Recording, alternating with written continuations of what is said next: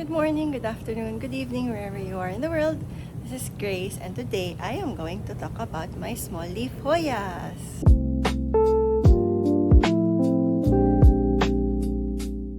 So, yung nagsimula naman talaga ako sa small leaf Hoyas, yun talaga yung una kong nagustuhan, and ang unang favorite or ang nag-introduce sa akin sa Hoya world ay ang Hoya Huskeliana inner variegated na napakita ko na sa mga previous videos. So, today, I will try to show you yung mga hindi ko pa napakita doon.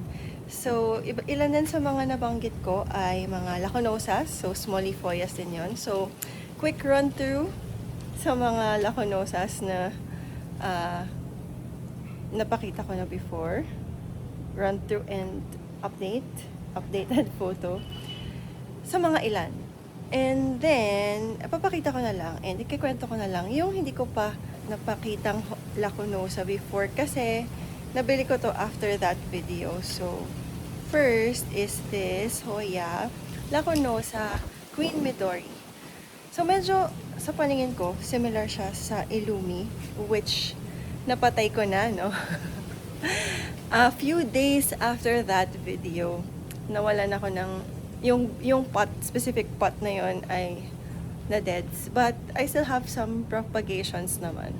But, ayun. So, ito naman ay Queen Midori. Medyo similar sila, but the Illumi parang mas white yung variegated part niya. And the Queen Midori is more parang green.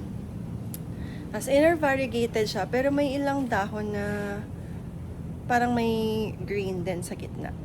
Ayun. So, and then somewhere here, dyan, pero I'll show a closer look, is my Hoya Laconosa Winter Pandora. Yay! So, Winter Pandora, more, para siyang peridot, pero may silver screen. Parang ano ba? Para siyang yung Argentine Princess ng Crimson Queen. Or, basta ganon. Parang may silver siya na surface thingy. Pero yung variegation niya, parang peridot. May white siya underneath. Ayun. So, that's our new Laconosas. New Laconosas in our collection. And then, kita ko na din before yung Cronianas yung black silver, tsaka yung super Eskimo or super silver. So, okay. Pero ito sila ngayon. Yung black silver ko sa labas. I'll show you. Yan. Yung indoor ko ay hindi masyadong black So, and same naman ang itsura. But, this one is may black silver outside. May gupit siya. Nagupitan siya recently. Yan. So, it's there. I have Hoya Bertoni inner variegated. Small pa lang ito. Wala pa tong masyadong ganap sa buhay. Pero ayan siya. And hindi siya nag-sun stress right now. Pero maganda yung color niyan pag na-sun stress. And then, we have the Hoya... Ano pa pala dito? Ayun. Yung ating Hoya AFF Puber High Splash. Mas lush ito before. Medyo nakawawa siya recently. So, ayan, nawala ng strands. I think they need some help. And also this, the Rosita OMG. Kailangan ng rescue. Anyway, so itong mga to, napakita ko na yan before. Ayan, napakita ko na sa previous video, so I will not discuss them anymore. Ano lang ay ang ating Hoya Chinghongensis. Medyo nagpitan ko na yan and napapagid ko na rin naman, pero I think I want more. I don't want more. Medyo konti na lang yung strands niya. Pero buhay naman yan. Nakawawa lang ata sila sa ulan. So that's my Hoya Chinghongensis. And then somewhere there ay ang ating nag-recover na Kanyako Mariana. Ayan, malago na siya ulit. Ang saya. Ayan. Nirescue natin yan sa isang video. Pero, ayan, nakabawi na siya. And, okay din yung propagation ko sa loob. Tumutubo na. And, meron siyang peduncle. Mag-flower siya soon. I'm so excited. So, that's my Hoya Kanyakumariana. So may baba, yan, Lacunosa yan. So, skip. So may baba, we have this Engleriana here. Yan, Hoya Engleriana. It has smaller leaves than, ayan, ganyan lang siya kaliit. Smaller than Bella. Mamaya pakita ko yung Bella naman. Okay, so that's Hoya Engleriana. And then we have Mini Bella. This has bigger leaves than the Chinghongensis. Pero mas similar sa Chinghongensis yung feel niya. Pero ang tawag sa kanya ay Mini Bella. Sinearch ko yan. And sinearch ko yung Mini Bella at hindi ako makahanap ng information tungkol sa kanya. So, I don't know. We don't know. Tingnan natin pag nag-flower kung bibigyan niya tayo ng more information kung ano ba talaga siya. Pero hindi ko siya nakakita online, yung Mini Bella. Pero I'll show you my Bella. So, here's my Bella. This was lusher before. Pero, ayan, kawawa na siya ngayon. Ito na lang siya. Mas itong branch na to namatay na. Ay. Tapos, I also had kasi namatay na. Bella inner variegated before. Nahirapan ako doon. Pinapag-gate ko siya, isa lang yung nabuhay. Pero, gumive up na rin sa life. So, I don't have inner variegated Bella right now. So, yun lang yung tira, yung outer variegated or the albo. Rebecca is somewhere there also. Rebecca and Sipitangensis. Pero hindi ko na alam kung alin ang alin sa kanila. It's somewhere there. Malago and mahaba. Pero medyo malayo. Pakita ko na ata before. Pero yun. Small. What else? And then here, ayan, yung Curtisiae ko nandyan. Ayan. So, this is my third pot of Hoya Curtisiae. Kasi yung una kong nabili, tawag ito yun yung pinakauna. Maliit ko lang nakuha yun. Napalago ko, tas napatay ko. And then I got a lush pot. Napatay ko din. So, this one is the third pot that I got. Ay, malugo naman siya and okay naman siya right now. And then, nagtapang-tapangan na akong kumuha ng inner variegated. So here, I'll show it here. So we have that, Curtisiae and Curtisiae inner variegated. So ang kulang na lang dyan, and in my wish list for next year maybe, is the Albo one. Maganda yung Curtisiae kasi nagsa-sun stress rin sila and nagpe-pink and splashy. So they're cool. Pero hindi ko pa yan nakitang mag-flower. Ayun. So what else? Okay, next is my Hoya Picta. So this one I got from Uncle E. Nakakatawa to kasi ano ba yun? Nakala ko siya yung Hoya peltata. Nagkamali ako. Pero anyway, okay din naman siya kasi it's also a small leaf Hoya kasi ayan, gusto ko din ng mga small leaf Hoya talaga. So I have this Hoya Picta. I'll show a closer look here. So, small leaf siya pero nag-vary ng malala. Yung leaf size niya. So, ngayon, yung mga newer leaves ay mahaba. Hindi ko naiintindihan. So, yun yung Hoya Picta. So, yung akala kong nabili ko ay Hoya peltata. I also have that now. And this is it. It's very, very, very, very, very, very small. Ito na ata yung pinakamaliit in my collection.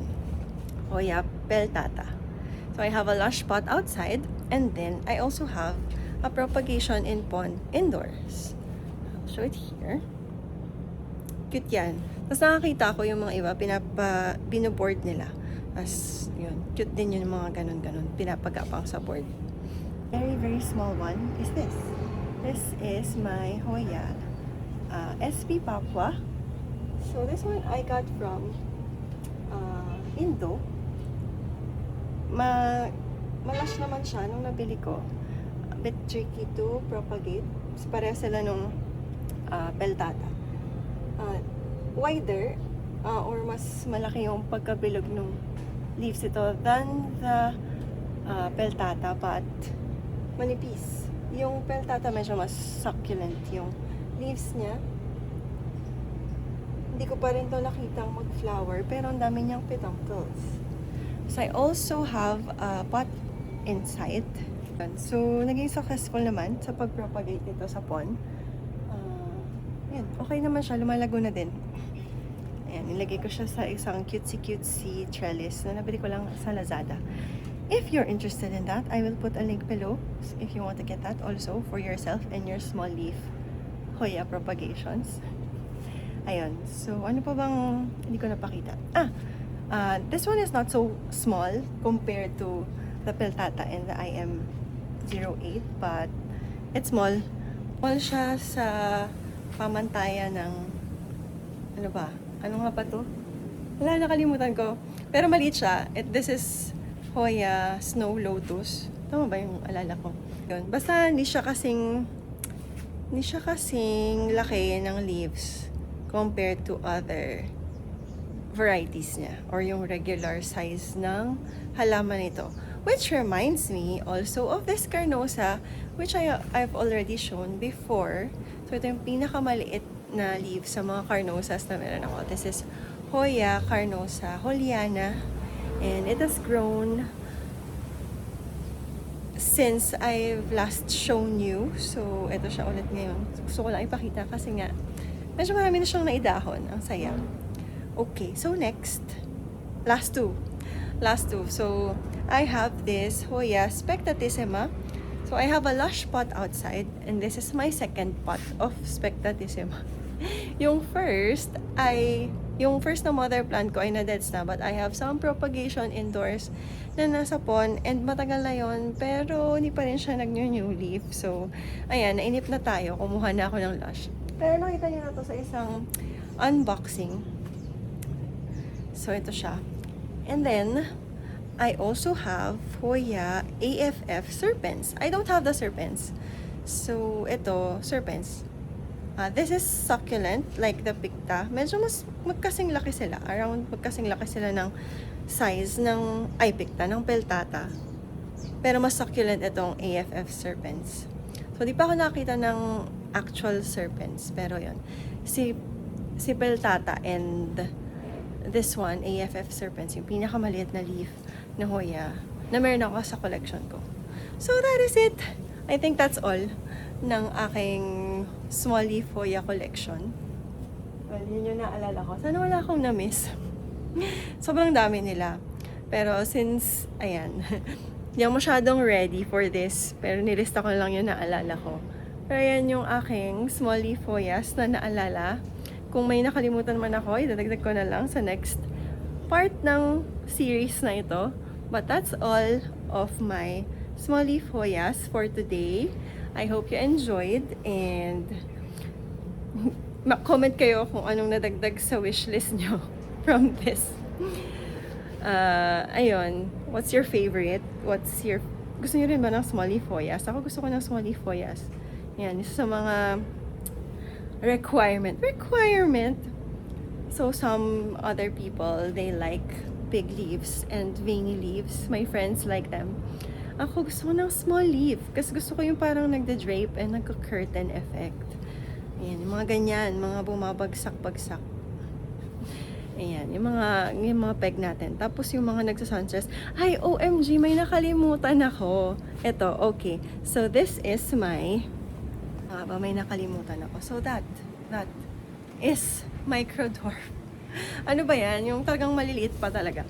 Yan, microdwarf. Ganda yan, small leaf, pero medyo nag-vary din yung size niya. So may mga size siya na yung leaves niya parang kasing laki ng tawag dito, ng Rebecca, Hoya Rebecca. Tapos ang maganda sa kanya, veiny siya. Small but veiny. Tapos nag-sunstress siya. So, ang cute ng color niya pag nag-sunstress. So, ayun na talaga. Sana wala na akong nakalimutan. So, that's it for today's video. Thank you for watching. And, ayun, comment down below if may nadagdag sa wishlist nyo from this collection. Gusto niyo na rin ba ng small leaf hoyas o mas gusto niyo ba ng big leaves? So, tell me, share, kwentuhan tayo kung anong bet nyo sa mga hoyas. Gusto ko yan, mga small leaf and nagde-drape. And mga nagsa-sun stress. Ayun, ay nagpipink. Ayan, gusto natin yan. So, ayun. That's it for today's video. Thank you.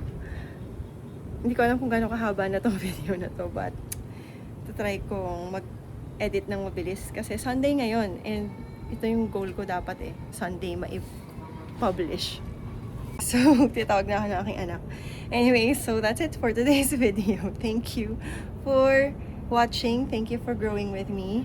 And see you in the next video. Bye-bye!